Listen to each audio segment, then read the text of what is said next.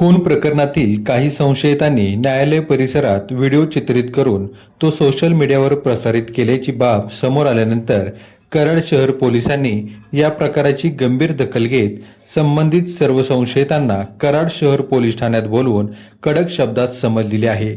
गुन्हेगारीचे उदात्तीकरण करणारे, कायदा सुव्यवस्थेला बाधा पोहोचवणारे अथवा समाजात चुकीचा संदेश देणारे व्हिडिओ आणि पोस्ट सोशल मीडियावर प्रसारित केल्यास संबंधितांवर कठोर कायदेशीर कारवाई करण्यात येईल असा स्पष्ट इशारा पोलिसांनी यावेळी दिला। याचबरोबर या प्रकरणातील संशयितांच्या हालचालींवर पोलीस बारकाईने लक्ष ठेवून असून त्यांनी जामिनाच्या अटींचा भंग केल्याचे आढळल्यास त्यांचा जामीन रद्द करण्यासाठी न्यायालयात आवश्यक कारवाई करण्यात येणार असल्याची माहिती पोलिसांनी दिली।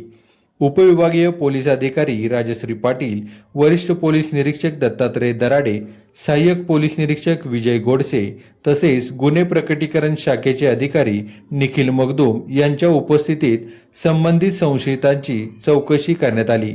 व्हिडिओमध्ये दिसणाऱ्या सर्वांना कृत्याबद्दल जाब विचारण्यात आला असून भविष्यात अशा प्रकारांना पूर्णविराम देण्याचा स्पष्ट इशारा यावेळी देण्यात आला। पोलीस अधीक्षक निखिल पिंगळे आणि अप्पर पोलीस अधीक्षक वैशाली कडूकर यांच्या मार्गदर्शनाखाली ही कारवाई करण्यात आली। गुन्हेगारी उदात्तीकरण करणाऱ्या आणि समाजात चुकीचा संदेश देणाऱ्या कोणत्याही प्रकाराला अजिबात थारा दिला जाणार नाही। अशा प्रकारांविरुद्ध कठोर कारवाई करण्याच्या स्पष्ट सूचना वरिष्ठ अधिकाऱ्यांनी दिल्याचे पोलिसांनी सांगितले। दरम्यान कराड शहर पोलिसांच्या या ठोस भूमिकेचे नागरिकांनी स्वागत केले असून गुन्हेगारांचे उदात्तीकरण रोखण्यासाठी अशाच प्रकारची कठोर कारवाई सातत्याने व्हावी अशी अपेक्षा व्यक्त केली आहे।